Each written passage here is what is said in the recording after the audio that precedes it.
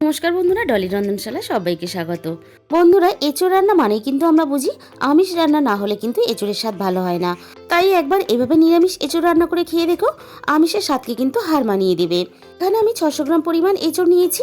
আর এই এঁচোড়টা যেহেতু এরকম কাটা অবস্থাতেই কিনে আনা, তাই আমি কিন্তু বাজার থেকে আনার সাথে সাথেই জলের মধ্যে দিয়ে দিলাম, না হলে কিন্তু কালো হয়ে যাবে।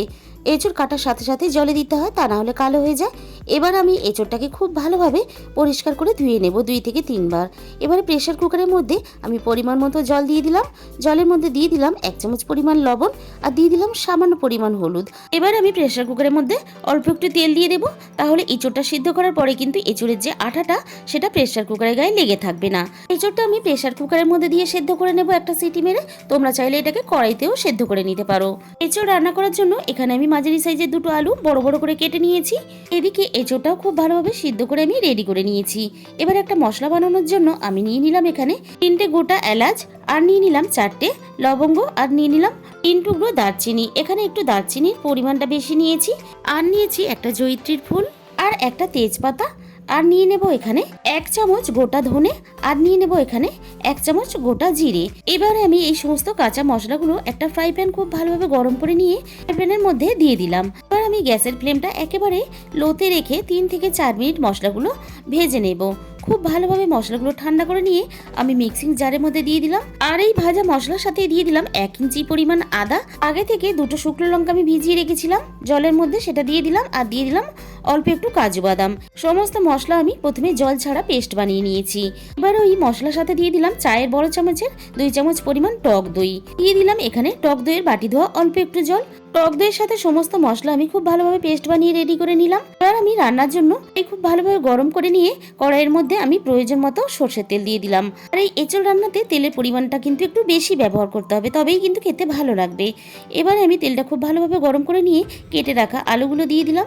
সাথে দিয়ে দিলাম স্বাদ মতো লবণ আর অল্প একটু হলুদ গুঁড়ো দিয়ে আমি 3 থেকে 4 মিনিট এখানে আলুটাকে ভেজে নিয়ে আমি এখানে গ্যাসের ফ্লেমটাকে লো টু মিডিয়ামে রেখে আলুটাকে ঢাকা দিয়ে দিলাম। এইভাবে ঢাকা চাপা দিয়ে আলুটাকে সুন্দর করে আমি ভেজে নেব। আর আলুটাকে এখানে এমনভাবে ভাজতে হবে যাতে আলুটা ভাজার সাথে সাথে প্রায় 80% সিদ্ধ হয়ে যায়। আর এইভাবে লাল লাল করে সুন্দর করে আমি আলুগুলো ভেজে রেডি করে নিয়ে তেল থেকে আমি সমস্ত আলু তুলে নিলাম।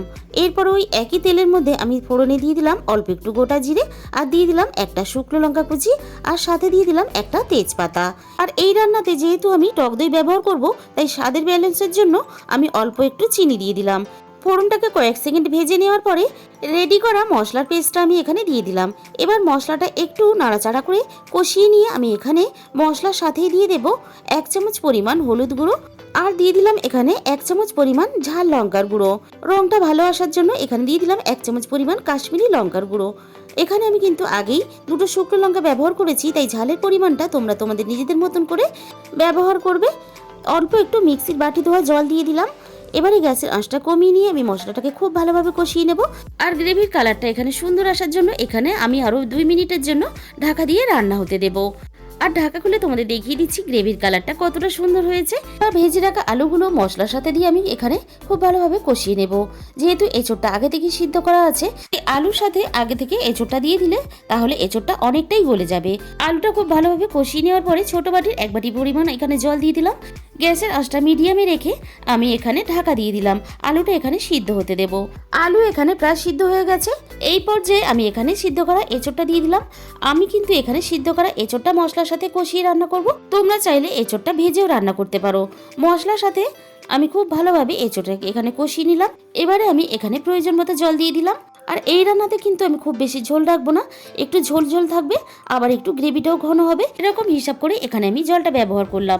এবারে সবকিছু একসাথে খুব ভালোভাবে মিশিয়ে দিয়ে এখানে আলুটাকে একটু দেখে নেব কতটা সিদ্ধ হয়েছে। আলুটা প্রায় ভালোভাবে সিদ্ধ হয়ে গেছে। এরপরে আমি এখানে দিয়ে দিলাম স্বাদ মতো লবণ। এবারে গ্যাসের ফ্লেমটা আমি একেবারে হাইতে রেখে মিনিট 10 জন্য ঢাকা দিয়ে দিলাম। 10 মিনিট পরে আমি এখানে ঢাকা খুলে দেখে নেব। নিরামিষ এঁচোড় রান্না কিন্তু আমার রেডি হয়ে গেছে। সবশেষে এখানে দিয়ে দিলাম 1 চামচ পরিমাণ গরম মশলার গুঁড়ো আরও, আর দিয়ে দিলাম 1 চামচ পরিমাণ ঘি। এবার সব কিছু হালকা হাতে মিশিয়ে নিলেই কিন্তু আমার রেডি হয়ে গেল দারুণ স্বাদের নিরামিষ এঁচোড়ের রেসিপি। গরম মশলার ঘিয়ের গন্ধটা যাতে সুন্দর করে মিশে যায়, তার জন্য 5 মিনিটের জন্য ঢাকা দিয়ে দিলাম। তাহলে বন্ধুরা, আজকের এই রেসিপিটা ভালো লাগলে অবশ্যই ভিডিওতে একটা লাইক করো, প্রচুর প্রচুর শেয়ার করো। আর যে সমস্ত নতুন বন্ধুরা এখনও পর্যন্ত আমার চ্যানেলটাকে সাবস্ক্রাইব করোনি, অবশ্যই আমার চ্যানেলটাকে সাবস্ক্রাইব করে নিও। আর তোমাদের মূল্যবান সময় দিয়ে রেসিপিটা দেখার জন্য অসংখ্য ধন্যবাদ।